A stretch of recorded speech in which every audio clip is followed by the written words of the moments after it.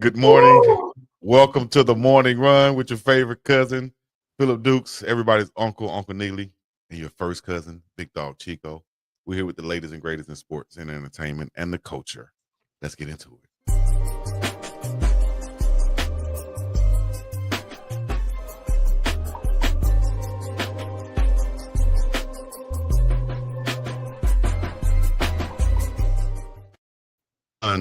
Big Dog Chico, Uncle Neely, Philip Dukes, early in the morning. How are you guys doing on this Monday morning to start the week off? Yeah. Let me tell you something. My thing playing. Hold on a second. Early one Monday. I was gonna hit you with that thing is that Gap band. Got to get up. Up in the morning. Yeah, hey, I hate to start the show off like this, but shout out to my dog Corey Holcomb in the 5150 show. Corey Holcomb was talking about somebody, and he said, "Man, she looked like the guy with the forehead from Earth, Wind, and Fire." And then I had to think about it, and I was like, "She looked like the guy with the forehead with that big hairline and the goatee."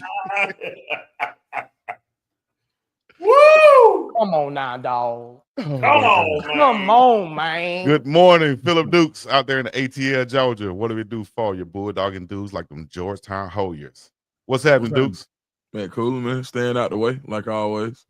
Already, man. Appreciate you waking up this morning once again. Uncle Neely, been up, probably doing some things that need to be said on the show this morning. But Unc, good morning. Good morning to you.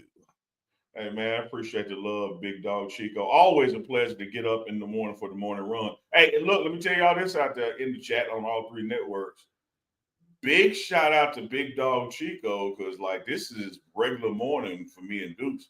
Chico up at like 5 a.m. doing this damn thing. Shout out to Big Dog Chico with the early morning.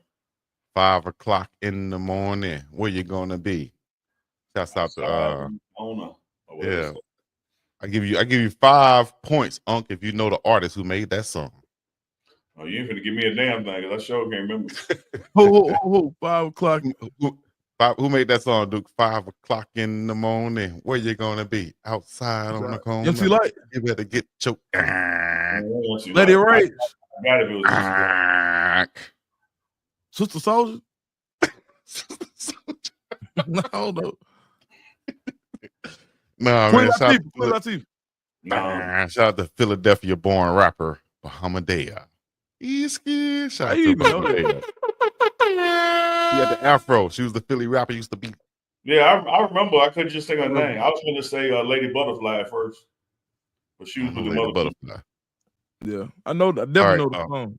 Yeah. Well, we started off on rap music. We might as well get into the culture. You understand what I'm saying? Shout out to Birdman, Cash Money, Lil Wayne, and of course they're on tour right now, the Hot Boys tour. But it's really Lil Wayne's tour. He's the headliner, but he's bringing out special friends. That is the Hot Boys, and the Big Timers, Baby, and Manny Fresh. And I'm sure you guys seen the clip that's gone viral where Baby was on the mic doing his thing. He a game spitter, so he was talking smack. Turk been in jail 6 years. BG been in jail 9 years. Manny Fresh been doing his bam. Then Lil Wayne cut it off and said, "Drop the beat, play the song. We don't need to keep hearing Baby talk." He probably was drunk or something. But why do y'all think Lil Wayne has cut off Baby and just basically kind of like, is it disrespectful what he's doing? I want us to be careful with something out here in social media land and social media space. A lot of times we are overly influenced by how something is captioned, because the caption leads your thought process into what you see and believe it is. So, like, you got people sharing that clip saying Lil Wayne disses Baby, or Lil Wayne is laughing at Baby because of this or that. And then when you watch the clip, that's really not what happens. Nevertheless, I will say this: it's Lil Wayne damn tour. He can cut off whatever the hell he want to cut off. And I love the Hot Boys reunion they did down in New Orleans. Watched it when it happened live. Damn near cried. I mean, it was all that and then some. But on this phase of it, Lil Wayne the tip of the spear. He the biggest out of all of them on stage. He don't work for Birdman no more. They up there with him. So if he's like, hey man, let's get the show going. So what? But I'm not gonna sit here and say just because whoever recorded that and captioned it, Wayne disses Birdman, that was actually a diss. I mean, hell, that's a diss. Me and Dukes diss you every day. Cause we be telling you come on all the time. You know, what you think, Duke? What you think? It's just like it was like at the family reunion when the uncle get to talking. He was like, man, I don't want to hear all that right now, bro. We trying to play spades, bro. That's all it was, bro. Like, you know, sometimes Thanksgiving, whatever it is, get to talking. Hell, sometimes I be they be like, come on, Dukes. Right? I mean, that type of stuff. Right? At the end of the day, like one of them things where, you know, Wayne was like, well, I got somewhere to be. Man, listen, we ain't finna make this no 5-hour show. We finna go and get on up out of here. Man, drop the beat. And that's what that was. You know, sometimes people get that microphone and they get to carrying on. You gotta think Lil Wayne been seeing this for all. That's his daddy. So I mean, so he knew he was gonna. He was like, he's gonna keep babbling, and so I'm just gonna go ahead and cut him off right here. Hey, we talking like, bro. It sounded like, man, you do this all the time, bro. You know, said we heard you. That's what it looked like. Okay, bro. Come on, pops. Come on now. That's how I say it, man. And so, you know, Wayne was like, all right, look, you know, he finna tell that same story. Turk, you been gone for 9 years, and BG been gone for 20. Wayne like, boy. Dukes, your point is brilliant. I love your point. I love the question that Big Dog Chico posed. But if I may take it just about 10 seconds and prove my point. Yeah. When Lil Wayne said drop that beat, what the DJ did? Drop the beat. Who in charge? Lil Weezy. If Birdman was in charge and Wayne said drop the beat, and the beat wouldn't drop until Birdman said go ahead. It would have been some type of hesitation, at least. Sometime. There was no hesitation. They damn near muted his mic. I ain't even hear Birdman. He was still talking. He was like, man, yeah, exactly. Like, hold down, Playboy. Yeah, yeah. You better put respect on his name. I mean, Louisiana fans. Yeah. What would you say? Louisiana fans, right? That's what I'm saying. And if you know that, if you notice any concerts you guys have been to, if y'all ever been backstage, they'll have a set play or a playlist of the songs that's going to be played, and usually they'll have a timer up there on stage. Absolutely. And letting you know so that you can stay on time for the entirety of the show, you know, and you won't have those pauses in there like somebody, you know, with a unscheduled, you know, talking point that he want to make, and it lasts 3 to 7 minutes. You're like, dog, I'm getting up out of here. Lil Wayne probably had everything scheduled on point. I got my syrup cup right here that I drink after the 5th song. I got this blunt that I smoke after the 6th song, and now I'm already past this because you want to talk, man, play the music. You know, man, you know how it is, like when somebody get the microphone and they don't supposed to be there, then they get to talking. Like that's exactly what it was. Like somebody get the mic and get to talking, they be like, you remember, you know, we went through all the hey. Like we tried to do Chico when it's story time with Chico. Oh, like, man. You about to say something you're supposed to say? DJ, play the music. Yeah. Dude, you ever throw a party or something, you had a microphone and one of your homeboys get on that drink midway through the party, and now he want to come up to you because he know you and say, dog, let me get the mic, I got something to say. No, that'd be me. Let me get the mic, big dog, I got something to say. That's me at the party. Oh, that's Every time we have something in the hood, you know, my uncle had a spot, man, that would be me. They'd be like, all right, here go Dukes, but I'm going to go tell, but you know I love you, boy. But we been through it. We came from the struggle, boy. We made it. On the microphone, DJ, drop that beat. It'd be like, somebody come the mic went out. They'd be like, somebody come get Dukes. Here you go. Yeah, I know how it is. Well, that's crazy, man. Shout out to the Hot Boys, though. I think that was the first concert I ever went to. And here's another story. Shout out to Birmingham, Alabama, the West Side, 5 Points. First concert I ever went to, I think back in the day. Yes, it was Cash Money. Shout out to UGK. They were there. But Cash Money came on the stage probably for 2 minutes before a fight broke out and cleared the whole stadium out. And that was all we saw of Cash Money Records. So it's good to see them still doing that thing. What has it been, like damn near 30 years ago, dog. Getting old. Oh, I got one before we move on. Best concert you ever been to? Ooh. Neely? Earth, Wind and Fire, Gap Band. Let's groove tonight. Oh, he tried. Man, you see how Chico be trying to slide? Yeah, I hope you live as long as I done live. You damn right. That wasn't no shot. I'm just saying. I'm gonna tell you this now. You bullshitting, but I'm gonna be for real with you. I got to give an honorable mention to that era because I was down the street just outside that back window right there at the Mississippi Coliseum when Parliament Funkadelic dropped the mothership from the ceiling and they came out of it. What? But this is gonna surprise y'all. The best concert I've ever been to, and I have been to many. It was short-lived. They messed it up. Well, one of them messed it up. But that damn Jay-Z and R. Kelly, best of both worlds. Oh, they man. had a show, dog. They had a show. Yeah, I bet. They had a big screen, right, like the size of the back of the arena. And they had like these two tour buses that looked like they were racing through whatever city they were in. And this concert was in New Orleans. So, you know, they had the police helicopter and the radio was saying, we're tracking these two buses coming opposite direction. Looked like they headed to New Orleans, showed the buses on the bridge. And then just as the concert was going to start, the front of two buses bust through the wall. And Jay-Z and R. Kelly got out of each bus. And it was really like a versus battle before there was verses.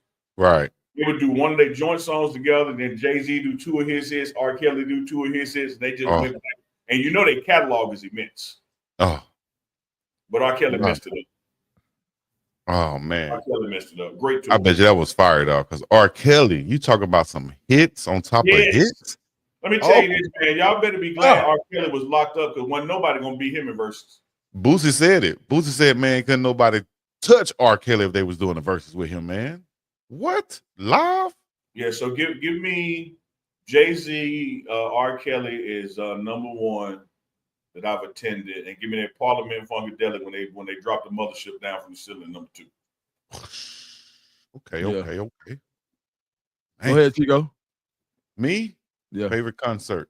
I would have said that Cash Money concert because UGK was there and Pimp C was on stage, and this when they had the beef with Master P started back in the day. So he was on stage and he said, everybody out there, I want to hear y'all say, man, F no limit. And the whole crowd said, F no limit. He said, F Master P. That F tried to stop us from getting down here to the show, Birmingham, Alabama. Y'all say F no limit. Whole crowd say F no limit.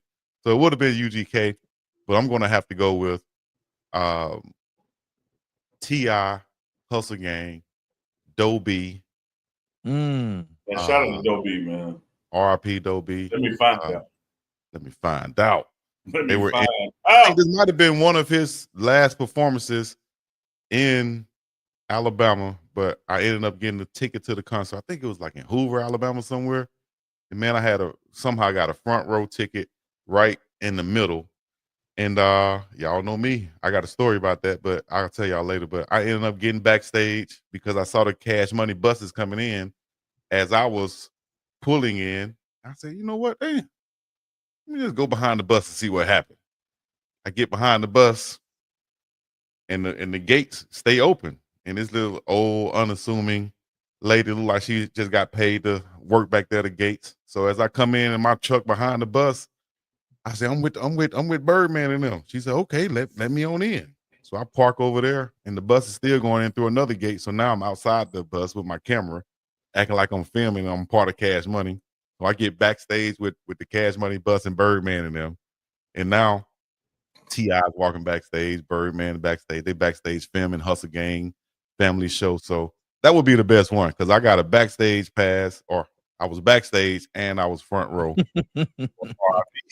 Did you offer to cut anybody hair while you were back there, like your barber services? No, I didn't. But I went to. I mean, it wouldn't be nothing like putting your nuts on Birdman's shoulder or something, you know. Hey, Playboy, you better put some respect on. Anyway, Duke, go ahead, Duke. What was your favorite concert? I've found in my research that victims often victimize others, so I just thought you might have been passing it on. Okay. Go ahead, Duke. That's all. Look, Saw you walking out the house and started that. This your boy, man, but probably birthday bash 2000 in Atlanta. You know, they do birthday bash every year. When Pastor Troy made the birthday bash in 2000 after he had been heating it up, and he did that. He came out to that. I don't know if he had that song called Champion, but it's like the Goldberg chant. Like Pastor. Yeah. Oh man, like nobody had really heard it yet. And he had the whole Atlanta screaming Pastor. Like that was and then 3-6 Mafia was there, and Good and Mall was there. That's probably the best one I've been to. I've been to a few, but that's probably for my first one, and I haven't had a experience like that. Now, I went to see Lil Baby in Charlotte last year in 23. That was pretty cool. I saw I had some flow seats there, so that was pretty cool. But yeah, that's about it for me. Dude, you gonna love this one, man. Goody Mob was inching up. They hadn't peaked yet, but they were inching up. And they had a concert here in Jackson at the City Auditorium, right? And it was sold out, like it was sold out. But a storm happened that night, and so like when I'm telling you it's supposed to be 2,000 people there, and it was 50, and so everybody right in front of the stage, it was like a damn intimate concert because it was just Goody Mob, no opening, no closer, just them. Like it was promoting the album kind of tour in smaller market. Now that might have been like the best environment just because it felt like what you described. It like they doing this for me. It's like it's like we're at the house. Yeah, no, for sure. Like that's how I felt like when you get those one-on-one experiences where it's like, man, it's like we you kicking it with your partners. Like, that's probably was what I would have really liked to been there. Now that's dope. And that was one of the coldest opening verses ever.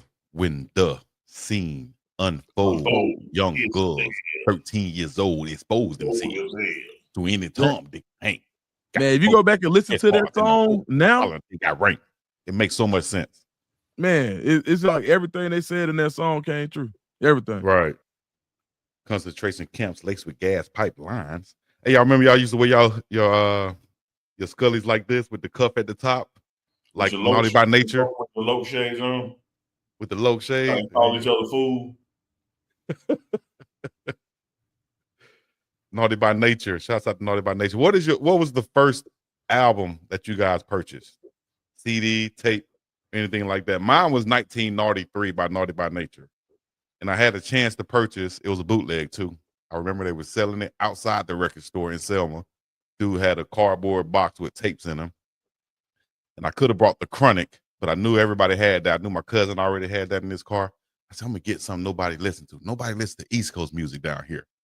Well, I'm getting Naughty by Nature. We straight up 10 years apart because mine would have been 93. Mine would have been 83. Run DMC Kings of Rock.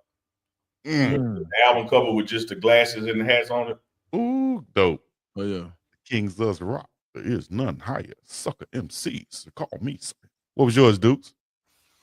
It's kind of funny, man, but Sir Mix a Lot, Baby Got Back. And now we know that Dukes is the way he is. Yeah. No, I got something for you. That was the first one. I ain't even cap you down, man. It was funny, man, because I went to go stay with my dad for the weekend. And I think my dad was moving out of town. I might have only seen him like once that month, something like that. So, you get them little trips. They be trying to skin you down like, oh, yeah, man. So, man, we went in the mall. I said, man, Pop, you'll get this tape for me because I couldn't get it yet. And he got it. He wasn't paying no attention, I guess. I don't know how he missed that big booty on the cover, but I took it to the crib. My mama had a fit, but like, where you get this from? She thought it was my sister and them tape, but my sister's 54 and 53. She thought it was their tape, but it was mine. But hey, man, I switched the tapes out so I could keep it.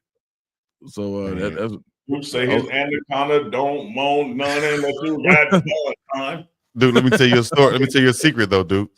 Your dad knew exactly what tape you were buying or he was purchasing for you. It was just that he was like, I'm proud today. Man, Chico, I can go for that, Chico. Yeah, but like, nah, my dad one of them. For sure. Man. He's like, I'm about it, bro. FAN. He been a fan his whole life. FAN. Yeah. I know what you're talking about. You said fan. You could have been asking him about your boy George tape, so he would probably have his ear like, okay. Yeah, he what was it? Yeah, they knew it was something wrong with me like early. Like they was like, oh yeah, we ain't got to worry. Like with him, oh yes, it's something. Yeah. What's a guilty pleasure? What was a tape or CD or music that you listened to that maybe you had some friends or family used to mess with you or give you a hard time about, or something that was just non-conventional? You know what I mean? For me, Jerry Clower. Jerry Clower? I still listen to Jerry Clower. I heard of that. Is that like the just a country comedian, an old white guy, country comedian telling stories. Yeah. Okay. I was gonna say like talk, records that they just talk and do like the country type stuff on, but it's not really music per se. Dukes, do you see what happened with Chico? Don't stick to the script. Like we right about now we're supposed to be talking about you in the combine. I'm not sticking to the script. Come on, dog. Come on, dog. Well, mine then. We'll get to the combine in a minute, but mine was Marilyn Manson. God damn, boy. He couldn't wait. He couldn't wait. He could not wait. He couldn't wait to share that one. Let me tell you, Dukes. Let me tell you, beautiful people. Beautiful people. Like that man tried to tell you a secret about your daddy, like you didn't know. Let me tell you a secret about Chico, like you don't know. The reason I tried to wrap that up is because I know why he asked the question. He didn't ask the question because he wanted to hear us. He wanted to tell everybody Marilyn Manson. He couldn't wait. The question was about. Hey, chat. Y'all see how they do? So I'm like, y'all see how they do? I'll be wrong about me muting mics over here now. Like he said he'll do me. I'll be wrong if I did that. He know damn well all he wanted to do is he wanted to tell the chat he used to like Marilyn Manson. Chico, what I do? I just asked the question, man. I just asked the question. Now Good morning. Riding my forklift, get off work. Me in Colorado Chico. checking in. Chico. Now. Hey, now, but since we here, now he can't hear you. What's up, man? Chico. Here we're here. So I'm in the refrigerator. Hey, how did you get into Marilyn Manson? Of all things. Great question. Probably after his cousin both broke that church window. Some damn satanic shit. Yeah. Could have been. That was close. Out there killing chickens and never did that. Sacrifices. Drinking the blood and stuff. Yeah, he told us. This is the cup of my blood. Nah. How did I get into Marilyn Manson? I probably just watching MTV or something. Honestly, I love that beat, that song, that Beautiful People song. I don't know it. I love that beat, man. That was dope to me, and I just got it too. I knew no one at school was going to be listening to it, so I used to carry it in my pocket, right? Yeah. And black folks, if you show them a picture, are you Gothic? Not at all. Did you identify Gothic? Not at all. But I knew that this beat was dope. Nobody else was listening to it. And if I carried it in my pocket and showed it to some people, I saw their reaction. So I was like, oh, I'm scared of the crazy white guy on the cover, huh? All right. Look what I got. Man, Chico crazy, man. Chico, I ain't messing with Chico. All right. Nobody messed with me that year. You know what I mean? Not saying they messed with me any other year. But this was in response to you getting chased on to the projects. No. You were Marilyn Manson to scare them off instead of whooping ass. I got Lord have mercy, man. My gosh. I see what you did. So, anyways, I like the song, and then I brought the tape and started listening. I was like, man, some of this stuff kind of dope. So yeah, I listened to it. That what's up, Chico? Yeah, that's all. You're a unique individual, Chico. Very unique, and I'm happy about it. My name been Chico my whole life, so y'all don't understand how I used to pray as a little kid for my name so I could wake up and my name be Mike or Daryl or John or Chris. You ain't like Chico? Yeah, I used to hate Chico for some time because everybody why you walk into anywhere. Because you walk in anywhere and you say Chico, they know exactly who you talking about. You can't be lying talking about nobody else. It's not getting confused with nobody else. Was it Mike J or Mike B? That's what you didn't like about it? I didn't like it at the time. Yeah, at some point. You know why everybody called me Neely? Because your name is you got a common first name? Exactly. When I was growing up, it was 10 Chris's in the room. And then when the teacher would try to call me by my middle name, that's Daryl. There were 5 of them. But no matter where I go, they would want Neely. So like all my life, hey, Neely. Because they be like, Chris, and 5 people jump up, no, Neely, that one. Here's the thing, though. You ain't never had that problem, and you wanted to be of course. If same way you wanted a unique name, you know, because you were younger and everybody else had Chris or Daryl, you kind of like, it was kind of like the opposite. But I will say this, every person I know from back home who has the last name Neely, people call them Neely. My family originates in Alabama, so I'm not surprised you run into some Alabama Neelys. And I'm also not surprised about that story because even when you were around a bunch of Neelys, everybody be called Neely. Neely. What Neely? Neely. Shout out to Mark Neely. Shout out to his pops, Tori Neely. Shout out to the whole family of the Neelys, because all of them named Neely. I can't even remember no first names now. I just know Neely. Neely the girl cousin. Neely the sister. Salty Ben say Chico is extra light skinned. How am I extra light skinned now? You're Marilyn Manson. The beautiful people. The beautiful people. Hey, look, Chico. So, and I ain't even joking. I'm interested. Like, so Chico, like, you didn't like he just thought about it. So you ain't like being like unique with the name, but you like standing out when it came to like the music taste. But what I'm saying, it was only like busting windows. It was only like here and there, you know, certain times where I didn't like the name. Like right now, I'm glad my name's Chico. You know what I mean? And it was a lot of time in my life where I like that. But certain times coming up, you'd be like, dang, I just wish my name was regular. Like it's some famous people out there that walk around and be like, man, I wish I could just be, you know, walk around like everybody else and not be famous. You know what I mean? So basically your popularity due to your name, or some of it, like it just kind of made you want to have a more common name so you didn't have to be so popular. Part of it, you know, kind of like that. I look at Uncle Neely, you know, but it was just, I just knew that if someone told a story or someone saw or did this and they said Chico did it, they knew that they were talking about me. That's all, you know, and it was just. Well, first of all, let me, as your public defender, let me help you out. Are you scared? That wasn't just because of your name. That was because of your historic behavior. Like your name could have been. Uncle Neely always breaking it down to the bone. Break it down, Uncle Neely. Your name could have been James. And when they saw the church window was busted and they said James did it, they were gonna know which damn James it was. Any James in the project. It was gonna be badass James, not little James, not fat James, not light skinned James, not James with the nappy hair, not James that stay over there on the projects. It was gonna be badass James, just like it was badass Chico. So they didn't know it was you and not you because of your name. It's your historic pattern of poor decision making when presented with choices that they know. Oh, that's Chico. Don't judge me on my choices, on my decisions, if you don't know the choices that I had. You understand what I'm saying? So that started off like it was gonna be philosophical, but it sure went off the rails quick. It didn't make no sense. Well, you got it didn't make sense. He said, "Don't judge the decisions if you didn't know." Okay, Chico. If you don't know the choices I had, you understand what I'm saying? Yeah. No, but they did used to call me little badass Chico though. I ain't gonna lie about that. I was a little badass Chico for a good little while. That boy Chico, a master deflector. He was like, I was about to rest my case, but what you're telling me is your baseball coach said, "Hey, you got to ride with me in the van with no windows or bust that window," and you bust the window. Like you. Ladies and gentlemen, boys and girls, back to the subjects of college football. That's how you get back on track. Shedeur Sanders, as we said from the East-West Shrine Bowl, he didn't throw. He just did interviews with the NFL scouts. Invited to the NFL Combine, and the word on the street is he will not be throwing again. But if y'all listen to the Morning Run or Uncle Chico Live or You Tell Me, y'all would have heard us saying these things, that we don't think Shedeur will be throwing, nor does he need to throw.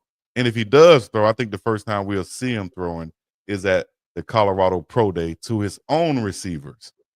Philip Dukes, what do you guys think about this report coming out with Shedeur Sanders not throwing at the Combine? Combine is later this week. We've officially reached Combine week. And I know our man Philip Dukes is going to be in attendance, and we'll be doing a show live from there later this week. And as much as I'm going to defer to him as the boots on the ground, let me tell you, having worked at an agency, 2 agencies, and been to a couple of combines, this ain't abnormal.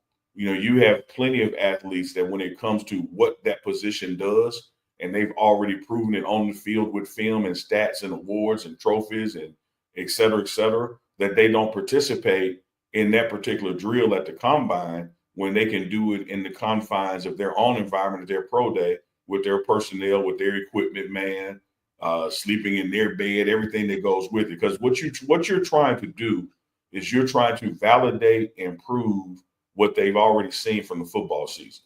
The combines, these pro days, none of that really matters. What matters has already happened. Shedeur Sanders won the Johnny Unitas Award. Shedeur Sanders for 2 years was exceptional in his conference at his position. Shedeur Sanders finished his collegiate career leading NCAA history in completion percentage. There's nothing he can prove in Indianapolis by throwing the ball. It's just not. So if he makes the decision and sticks with the decision to not throw, it's really par for the course for a premier quarterback that he is, and it's not going to impact his draft stock one bit, particularly not negativity. Yeah, I mean, Uncle Neely nailed it in there too. I mean, last year, Caleb Wood, top 3 quarterbacks didn't throw. Mm-hmm. Say that again.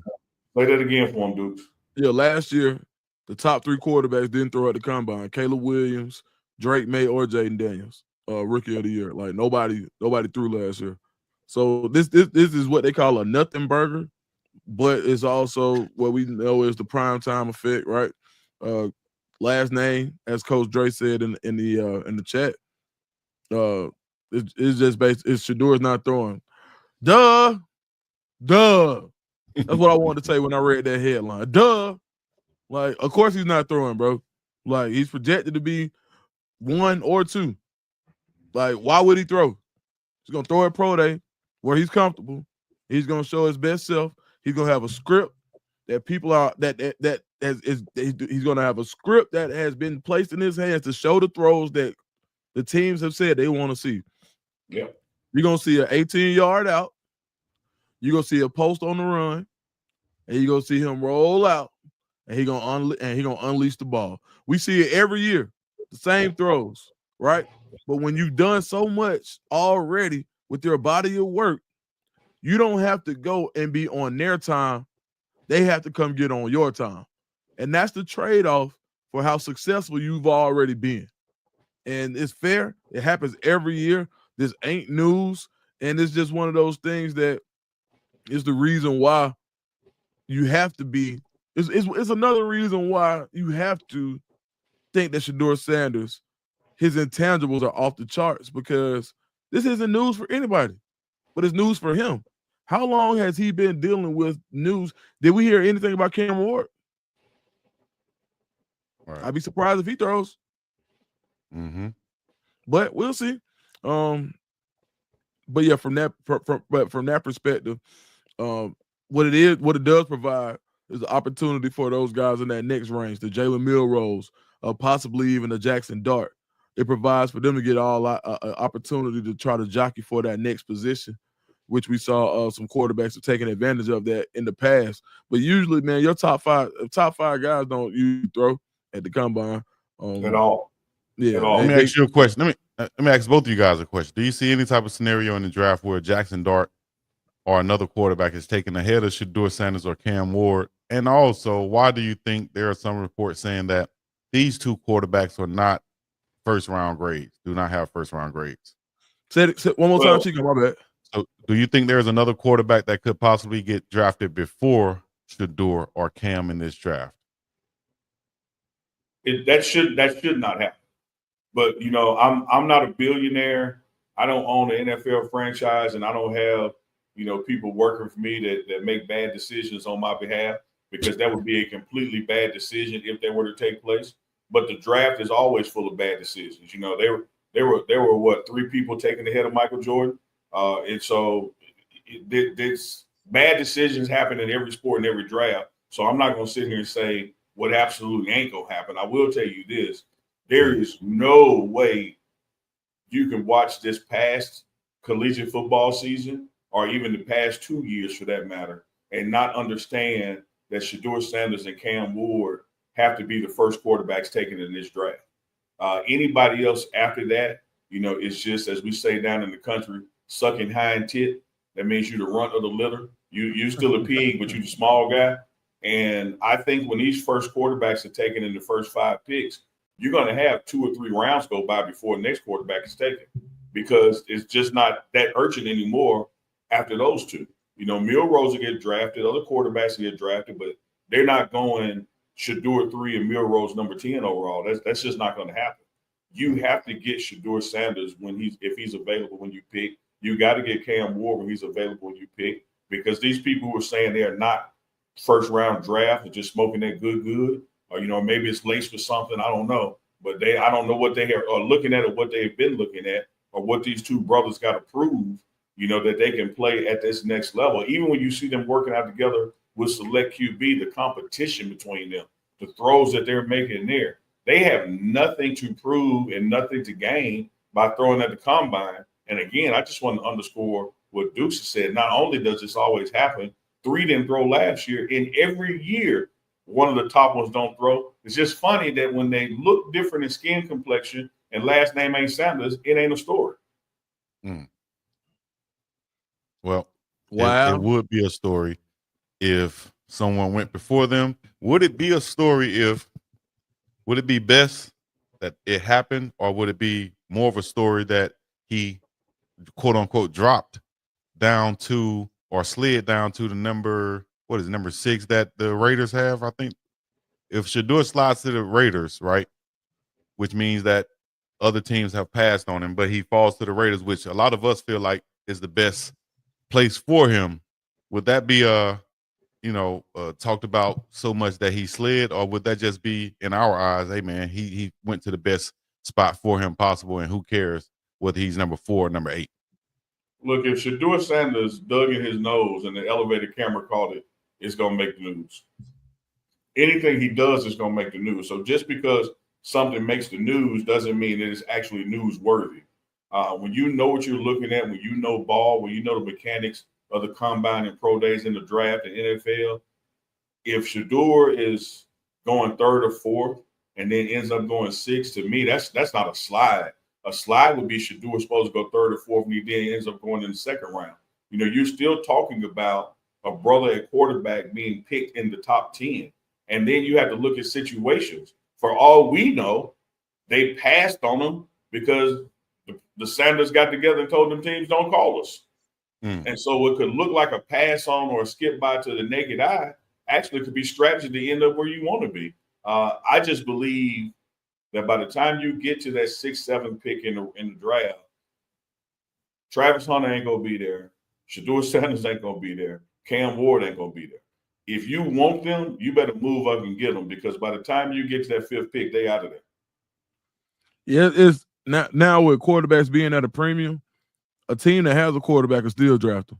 Like this, like you look at some of those teams in the top 10 that need quarterbacks. Like it'll be like, I think what the Falcons did last year, and I'm gonna bring it, but got to talk about the home team. But what the Falcons did last year when they drafted Penix after signing Kirk Cousins, I hated the move. And what did they do? They told everybody in the NFL, this is how you do it, because right now, without that optimism that Penix provides, I mean, you're talking about a moribund franchise. If all you're doing is worried about Kirk Cousins being your guy. So now you provide an opportunity where you can't afford to wait for Shedeur Sanders. You can't afford to wait for Cam Ward, because teams that don't have glaring quarterback vacancies will still draft them and wait on them. Because what did they say last year? We got to get Penix this year because we don't know if we're going to be in this position again. And it worked. And what do we know the NFL is? If anything else, it's a copycat league. So people are going. There are going to be teams. Imagine the New York Jets just sitting back there looking. He's not going to make it past there, right? It's teams that are going to need quarterbacks that'll say, you know what? Oh, he's in 6-7. We'll go get him. I don't think he get out the top 5. I don't either. And to your point, Dukes, let's imagine that you're in that top 5 and you got a guy and you get him. Do you know the trade bait you got now? You got something everybody want. And then let's say that you hold on to it like the Falcons did. You look at the quarterback situation that Colorado Buffalo's in right now. This time last year, you had Shedeur Sanders clear QB1 and an exponential drop-off in talent and game readiness till you got to QB2.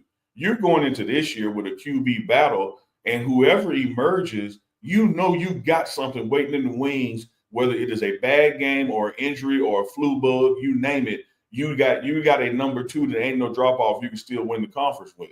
And as much as we joke and kid and play about Kirk Cousins, the reason he done bounced away, Brownlee bounced around as hell. They know at the end of the day he can still play ball. He's still serviceable. He ain't just a constant liability people try to make him out to be. So you got a 1-2 punch that you were able to hold on to when things didn't go well. Same thing with and I know they're gonna change it this offseason, but same thing with that the Steelers had this year. You got options. And anytime that you can have options in your organization, all you do is increase the value. Yeah, no, absolutely. And you talk about being able to have one run like what Colorado has this year, being able to run multiple guys out. I just did two video pieces on one on Julian Lewis, why he could be the quarterback, and one on Caden Salter, why he could be the quarterback. In the case, and as I went through, I said, man, the case is strong for both of them. Well, what did you see the common thread when it came to you look at the top quarterbacks in the country, the national championship contenders, that perennial national championship contenders, they got more than one top quarterback. Georgia, loaded with 5 stars. Ohio State, multiple 5 stars. When you start to provide starters from your quarterback room to other places in the country where people are looking to say, you know what, I can go get a quarterback from Colorado if it don't work out for one of them. That's what you want. You want to be able to stockpile talent in today's day and age where things go left, things do go wrong, injuries do happen, right. Feet get stepped on. Like, it just happens. It's a part of the game. It's probably, we're talking at CHICO played it probably at the highest level of anybody on this screen. You basically signing up for car crashes every day, every play. So why wouldn't you want somebody else to be able to control the team and guide your team who's just as talented as the first guy? And so with all that being said, to loop it back into the draft, you'd be a damn fool to let Shedeur, excuse my language, but you'd be a fool to let Shedeur Sanders get out of the top 5. And I'm telling you, there's going to be a team that's going to draft Shedeur and hold somebody hostage and say, all right, okay, you ain't want to pick. Oh, y'all let him get to me? Y'all going to give me a second rounder to get him now. And that's how it happens. Isn't that what happened? Isn't that what happened when we did our mock top 3 draft? That's exactly what happened. Unc called me with the number 3 pick and offered it. I had the number 2 pick with the Browns. Unc offered it. I said no. I drafted Shedeur and then traded him to Unc for an extra first round and second round pick. So exactly what you said. We held him hostage. After you picked him, you got more than I was offering the first time. Exactly. So I think that could actually happen in the NFL. You know, and watch this. You been to the combine, Chico? You been before? Been to the combine. Yes. All right, so Dig, you know that JW Marriott for the whole week in that Marriott, you're gonna just walk by, you're gonna see a GM talking to a coach, you're gonna see a coach talking to a scout, you're gonna see, and nobody's supposed to be talking to the players, right? Yeah. So this is a quote unquote tampering period. All right, Dig. And all they're gonna be talking about is what we're gonna do next year and what we about to do with this draft pick and who would you be willing to trade and what do you have available? All these cakes are getting baked right now. As we speak Monday, everybody's up there. They're gonna be at that bar and they're gonna be figuring out who really wants to do it. And then this is what's gonna happen. You're gonna see Ian Rappaport happen. He's gonna be walking through all that bar. Look, shout out to Ian. Ian Rappaport's gonna be walking through that bar, and then there's gonna be a GM that pulls in and say, "Hey, we not gonna draft Shedeur," and they're gonna go put that out there, right? And then all they're gonna do is wait for people to say, "Oh, well, we don't have to worry about them because they're not gonna draft Shedeur." And you're gonna see all of this stuff happen. It happens every year, but it's gonna definitely happen this year with Shedeur. Yeah. And all it is a smoke screen. Man, I'm about to tell you, Dukes, more lies happened at that JW Marriott bar than a bar at the hood on Friday night on payday weekend. Like, everybody's selling dreams, everybody lying. You have to be able to cut through the bullshit because you got to keep in mind these are billion-dollar organizations, and if you think they're going to straight up share their internal trade secrets with you, and give away some leverage for nothing. Like, you got to take everything with a grain of salt, because all of it is posturing, and even the negative talk. It's kind of like, you out with Chico and y'all chilling, and a group of babes come in, like, damn, Chico, I think she bad right there. What you think? And Chico like, nah, nigga, you can do better than that. I wouldn't talk to her if I were you. You go get your drink, come back, and he on her. All he was trying to do is talk you off of her. So like that, you see that happening the whole combine week. Right. Absolutely. Yeah. It's going to be a lot of different agents up there also. A lot of different big business going on up there in Indianapolis, man. So I think, people need to be on point, be ready to go. Players, hopefully you guys are on point also. Don't do like some of those players come in there and fail the drug test as if you don't know what you're going to get drug tested that weekend and all this other stuff. Come prepared, dog. Be on your A game. Chico, you should have said that in January. Like, if you saying that on Monday, they don't fail it. Like, I mean, of course, I'm saying. I'm just saying, like. But the agents, have a role up there, like particularly agencies that have multiple players there. They have a hospitality suite with a barber there, and a massage therapist, and video games and food. So in between workouts and interviews, their players got a place to lounge. And like Dukes was saying, there's limited during parts of it. There's very limited interaction between the team and the players. But you better believe when that Jack Daniels get to flowing, there's a lot of interaction between the teams and the players' representation. Just small talking around the bars and stuff. So it reminds you of Washington, D.C. and lobbying. That's all people are doing is I got a product. I'm trying to get it in the best hands. Who out here want it? Let's talk strategy. Let's talk how we get these deals done when it's time to do these deals. But none of it really matters, till you get after the pro day, see those workouts, and then you really start hearing the true rumors going into the draft of who's going to move where and who's going to try to get who. What'd you say, Unc? Is more lies being told than where? At the bar? Then a bar on Friday night on payday weekend. In the hood. In the hood. Payday weekend, now we dream selling. Dream selling. This with a pocket full of money. This money you see in this wire, you see in my pocket, that's for the light bill, the condo, and everything. But I'm going to try to make you think I got it like this all the time. All the time, right. Isn't that talking cash money-ish up in that thing? I did have this graphic right here. Duke, you want to fill us in on this graphic right here, Duke? Oh, yeah, that's all right, so that's the schedule for the combine. So if anybody wants to watch, you want to see where the we got a majority Colorado Buffalo fan base. You'll see the wide receivers are going to run on Saturday. No, Friday. Let me see. We got wide receivers. Wideouts are in the orange. They run. They do run Saturday. So the 40 time is going to be important for LeJohntay and Jimmy Horn. The DBs have their on-field interviews. The DBs and the pink. On-field workout will be Friday. So be tuned in to the NFL Network so you can get some coverage and you'll be able to get some glimpses of your former Buffaloes as they perform in front of the entire NFL. What are your plans when you were heading up there, Duke? Man, I'm finna go sit at that bar and listen to folks tell them stories so I know what's going on. Last year, man, crazy. Like, I didn't, you talk to a lot of media people. It's going to be a ton of media. National Association of Black Journalists has an event there. So I'll be attending that. And really, I think the most important thing is just networking and to get information as far as like for what we do in the media. So we're gonna be first on some stuff, and then and build relationships and build trust to where even if we're not first on something, like it's gonna be hard to be Ian Rappaport and Adam Schefter. But if you know something and they know it, you could be the first person to have your opinion based on it. So it's good for me on definitely good for me on the media side to be there and make meaningful relationships as I go forward in multiple aspects of my sports career. Nice. Already. So that's going down starting this Thursday. You comprehend that? There's a lot of big words in there, aspects and multiple. Crazy. Nah, I have no idea what Dukes is talking about. I'm just going to the next question, acting like I did know what he was talking about. You didn't have no follow-up. When you don't have no follow-up, you didn't get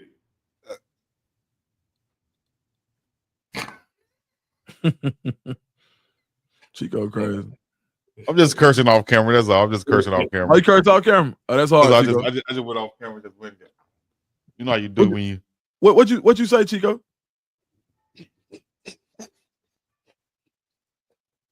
All right, and back to the regularly scheduled program.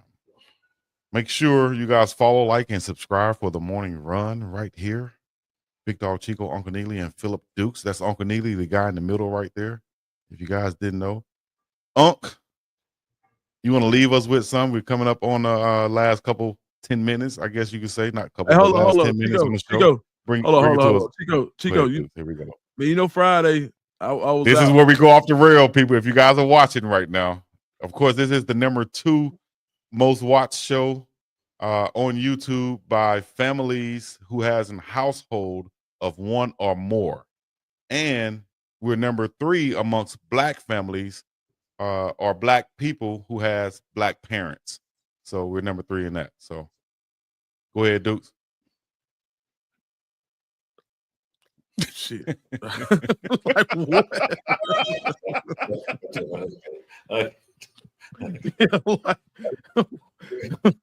Hey man, no mind. Go ahead. Hey, yo, wow, man. Chico got me there. All right. Chico, you got me, bro. Tongue tied, boy. Good gracious. You got me. I ain't know where those stats came from. I was like, I'm listening. I'm like, what? he dropped number 3 last night. He dropped something last night on Uncle Chico live. I said, where you get that shit from? Instead of saying I did the research, I ran our analytics. He barked at me. I'm like, man, I'm just trying to get you to validate the source. Like, where you get it from? I said where I got it from. The researchers, our research department did that. And they found out, Dukes, that Uncle Chico is the number 1 watched show on YouTube for all people who have parents that was born before 1982. So if your parents were born before 1982, this is the number 1 show for you. That's Uncle Chico.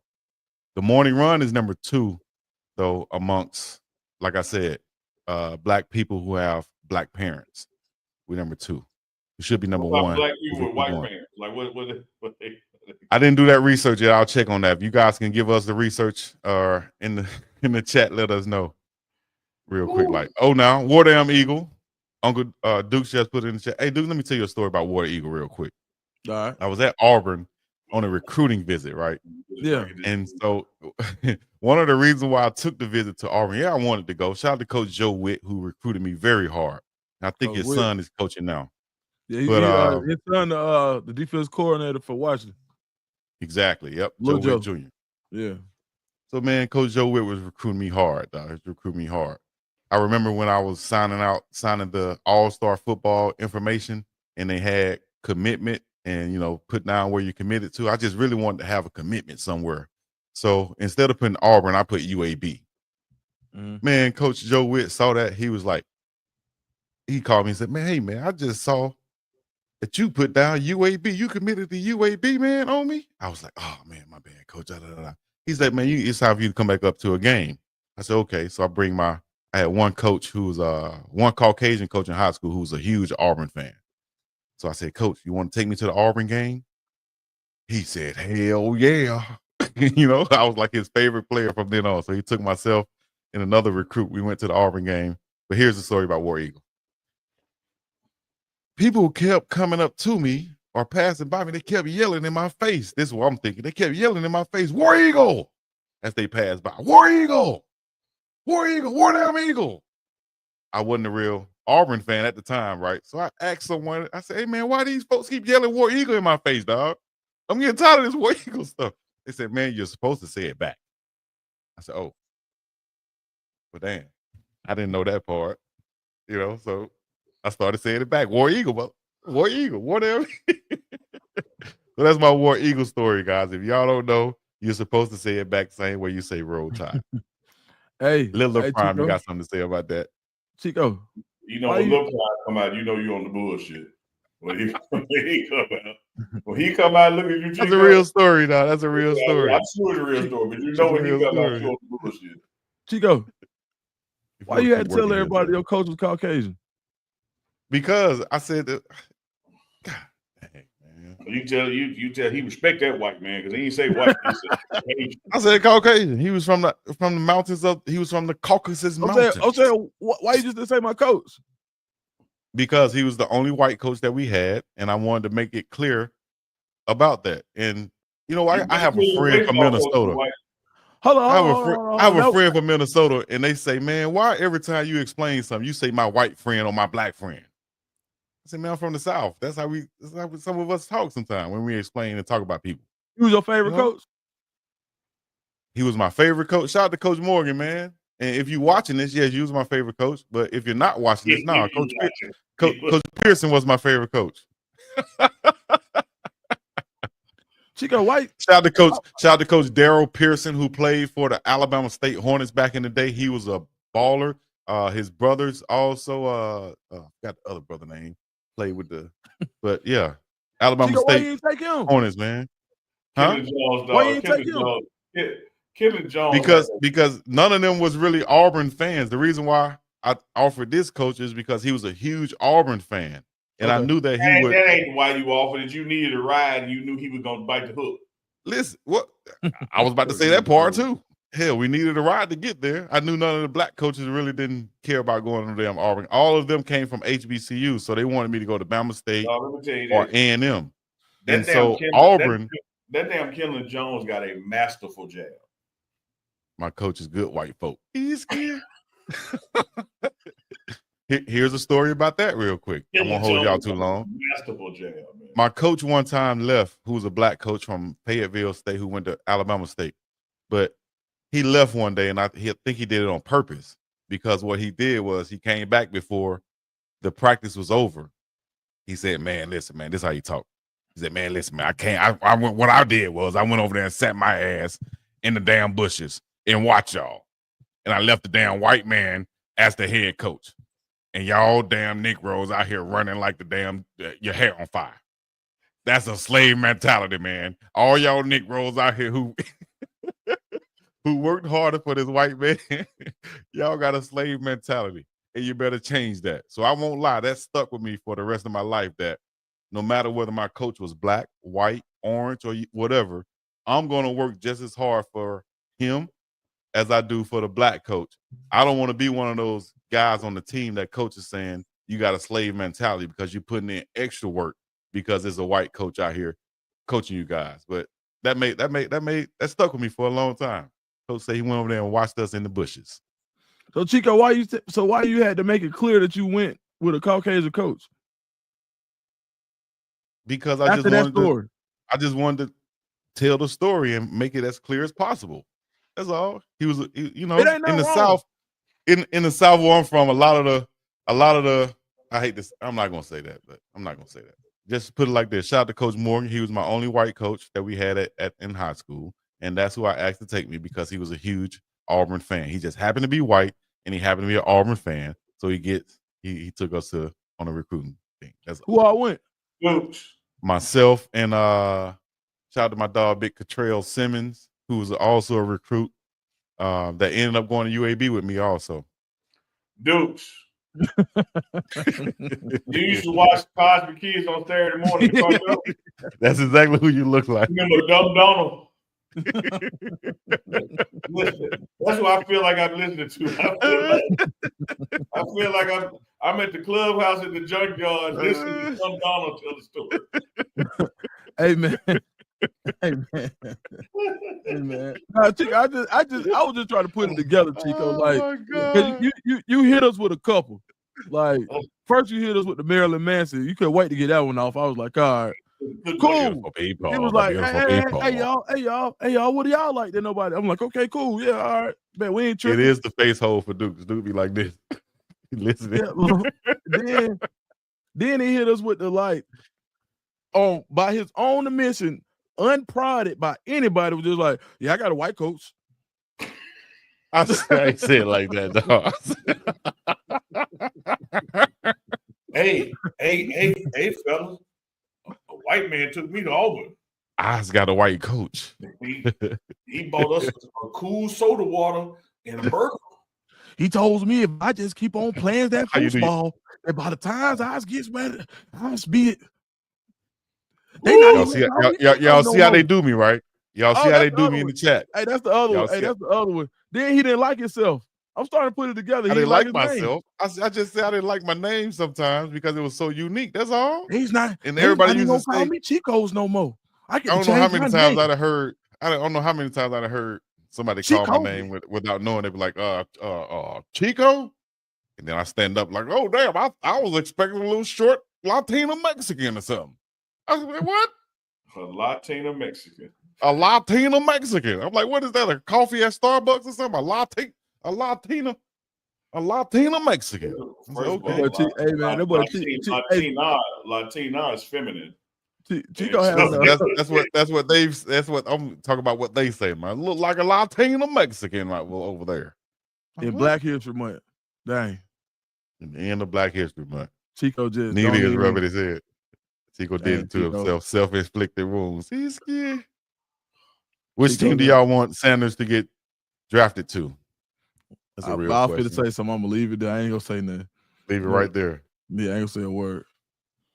New York Giants for me, man. I would like to see him be in the world's capital marketing situation. City never sleeps. I appreciate that. Everywhere. I think he's built for that. I think he's built for Madison Avenue advertising. I think he's built for a continuous billboard on Times Square. I think everything that New York brings to the table as a city, as a marketing environment, that when it comes to teams and teams market, yeah, the Cowboys may be America's team, may be most valuable NFL franchise, but when you look at the ancillary things playing football, you cannot beat being in New York or Los Angeles. Oh, I'll let the comments. New York or Los Angeles, Unc? Can't beat it. I'm sticking with Las Vegas, dog. I don't like Shador wearing the blue of New York. I don't like it. I don't like it. Yeah, it's New York, but I don't like that ugly New York Giant blue. He'll look so much colder and so much better, and those jerseys would sell a lot more in that black and silver. Somebody look in their uniform. I now have a whole other list of concerns. That's okay. Well, those are my concerns. What are your concerns, Duke? Where would you like to see him at? Atlanta Falcons. Oh, what I'm talking about, dude. Yeah, bring it to the Falcons. Bring it to the A. Yeah. He is Saudi. And I like Penix, man. Like, you know what I'm saying? Shoot, but they give Shador Sanders in Atlanta, turn. That'd be two turn, bro. And no disrespect to Penix, man. So you know what? But that's fantasy world because we do got a great young quarterback, aka the do-rag dude. So outside of that, man, I ain't gonna lie to you. I think I don't know if they have it. Where did Jacksonville ended up? Jaguars. They're back behind the Raiders. They like 9. Yeah. Somewhere. I mean, you know a team that I think set up for them though. That if they trade up, that team is really set up that could use them. And the Jets, they got weapons. They got everything. They got weapons on offense. They got great defense. Coach, guess where it is. Guess where it is.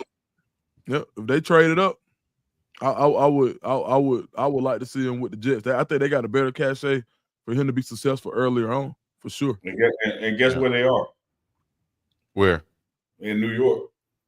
In New York, number 6. And I like that green on him better than that blue, even though, you know, shout out to my true blues out there. But I like the Jets with Shador better. I like the Jets or Las Vegas for Shador. I wouldn't hate on Cleveland either. I just see Cam Ward in that Cleveland Browns uniform. That's what I see. So we shall see how it plays out. The first start of all of this stuff is going down in Indianapolis, where Dukes will be this Thursday. You get that Thursday, Dukes? No, I get that Wednesday night. Get the Wednesday night, and you'll be ready to go up and at 'em on Thursday morning. So good luck to you. Do your thing. Network. Your network is your net worth. I know you're gonna be balling out of control up there doing your thing. What you gonna be wearing? I know you're gonna be fresh up there. You got some nice shoes already packed to go with your outfit. Oh, he didn't like that question. That's why I asked you. Go ahead, Duke. What you gonna be wearing, Duke? I know you're gonna be fresh to death out there. Man, I don't know how I'm gonna hit them, man, but definitely gonna have some comfortable shoes more than anything. Oh, you know what? You know what? Wayne concert. I am gonna get first. Wayne got a concert in Naptown Thursday. Shout out to Bud, man. Bud said he gonna look out. So there you go. I'm gonna hit that Wayne good concert people. Thursday. And I was dead serious, man. You know Duke's gonna be fresh out that thing. You gonna shoes. Like dude, let me ask you this. Like Prime said, dog, I go from the feet up. Most people go from the head to the toes. I go from the feet to the head. I start with the shoes, dog. Send that to coach. What do you do, dude? Do you send that impersonation to coach? See, Neely be doing them in person. I mean, excuse me, Chico be doing them impersonation like folks ain't gonna never hear him. It ain't no. You see how he tried to get me the other day? Chico, do the other day I said, look, I just asked the question, dog. I asked Chico in front of his face. I say, man, Chico, here go your shot. Go ahead and hit me with the deuce. He like, no, I ain't got one. I ain't got no deuce. I ain't got one. It just naturally happened, man. That's all. You know, yeah, boom. As soon as I ain't on the show, here go Chico. Man, yeah, he went crazy. Gave me a 5-minute impersonation, man. I said, damn, Chico. I'm gonna tell you, Dukes, like I've told Chico on many occasions. Claude, have mercy. If I had bottoms on, I would get up and walk out right now. I can't stand up. Like that's the only. That's all.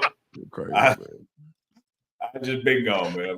If I only, I'm gonna have to start doing this show in bottoms, because if I had some bottoms on, I probably I'd get up. You get up and walk out right now, like Rick Ross did on the 85 South Show. That's all. I just asked the question. Chico got a neo soul fro. Damn. Look like I would have been a love interest in a what's her name? Jasmine. What's her name? All I know is, dude, I would have been a love interest in one of those videos. It was the 50-minute and like 24-second mark. And Chico said, "Hey Neely, what you got? Take us out of here." It's now 106 because he done went through 4 stories. Yeah. Hey, for real, I be knowing what to do now. Like, yeah. See, I had to see. Deuce, go ahead, Deuce. Do be egging it on, but go ahead. No, because now I know what it is. See, when one Chico be sliding little shots at me every now and then, I just write them down, and so I don't even hit back at Chico. I just let Chico tell his story, and I just ask about it. He hit himself. Leon, shout out to Leon. On Plaxico Birds now. Leon, shout out to Leon. That's actually a great. That's a little bar right there, Chico. Chico Plaxico. shout out to Leon. Leon said Love Jones starring Chico and Neil Carter. Whoa. No, I thought they was gonna say Neil Long. Who is Neil Carter? Google Long, dog. Google real quick. Neil Long, dog. Neil Carter don't even sound attractive. Put in Neil Carter and bring up on the screen, Chico. Neil Carter don't sound attractive. Cause I so you don't play a beautiful sister Neil Carter like that. You bring up, you just Google Neil Carter actress and bring up. Oh, I know Neil Carter, the old school actress, unbelievable. The mama, the auntie, on all the shows. What was it? 227. Give me a break. Give me a break. Cause I so deep one. Unbelievable. Should I bring her up for real? Yeah, them people need to see who Neil Carter is, man. Leon gave a shout out. Neil Carter. Auntie Neil Carter. Hey, Chico, you trying to get on Florida Evans yesterday. Them folk weren't going. Yeah, they was getting on me talking about, you call Florida Evans ugly. I said, she just wasn't a looker for some folks. That's all. Shout out to Neil Carter, Auntie Neil. You better not say nothing, Chico. I just said Auntie Neil. Auntie Neil like she'll whoop the hell out of you, boy. What? Like she'll make a good sandwich, too. I told you, she was an 8th grade English teacher back in the day. Then she decided to go follow her dreams in LA and become an actor. This dude can make up a damn story about folks. He give them middle names. Straight up. Am I lying, though? Chico, take us out here, man. Stop playing. Does she not look like that? It's Black History Month, Chico. 09 to everybody in the chat. Put a 09 in the chat if you're checking in right now. Put your city and your state in the chat also if you're checking in. If you got something to say to Uncle Neely, put that in the chat. Questions for Dukes, put that in the chat also. You understand me? Shout out to Goonsville Clothing, MDJOriginal.com, Law's Whiskey House, and FaceByJazz.com, where you can find your Uncle Neely's beard oil. You won't be able to get a beard like Uncle Neely's, but something like that. 15% off when you use the code UNK, that is UNK. All right. And we're getting ready to close it out on radio station 187.4 on your FM dial. This is DJ's 187.4. Uncle Neely, Philip Dukes, y'all got something? Take us out of here. Y'all stay tuned. Keep on rocking with us. We appreciate the chat. Appreciate y'all hitting those thumbs up on all 3 channels. We got more to come all week long. Deuce the Scoop will be in Indianapolis for the Combine later this week. But before we go there, we got You Tell Me live tomorrow night. We got the morning run on Wednesday morning. We got Wednesday with Warren on Wednesday evening. Then by that time, Dukes to Scoop is in Naptown, so y'all can expect some exclusive coverage from Dukes to Scoop while he's in Indianapolis at the Combine.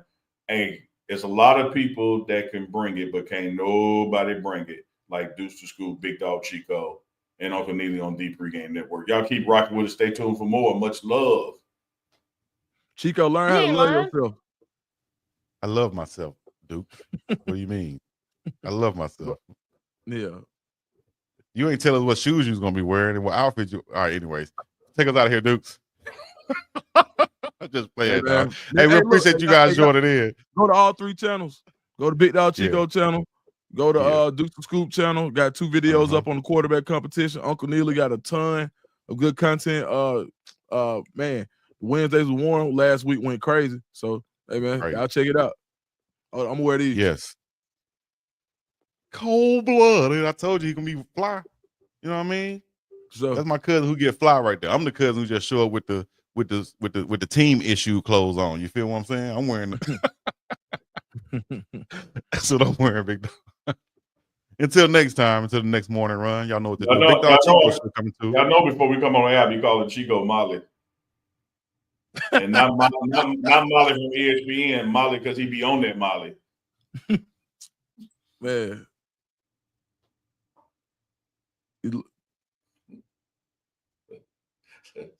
You're just gonna hold the people hostage once again now. Great show, guys. We appreciate that, Mike. 98 Salty Vet. Oh, now no more morning runs for Chico. Easy. Dukes, are those 98s? Yeah, hey, that Untiny. What's up, Untiny? Untiny up in here? Oh, no, Untiny. John, Auntie, Untiny. Send me a cake next time, Untiny. Uncle Neely said he can't eat no more. He ate all of it. He's damn near bit his finger off. Don't get it, man, your cornbread.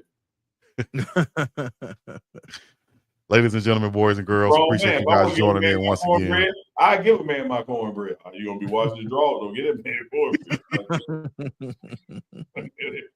Cut that Eddie Murphy a fool. You're gonna be clipping the toenail. Uncle Neely, do you take the Snicker that's on your bed? Do you take it, Uncle Neely, or do you leave it? The what? Thank you guys for coming out. God bless you, and have a great day. We'll be back with more Peace in the Middle East. See y'all.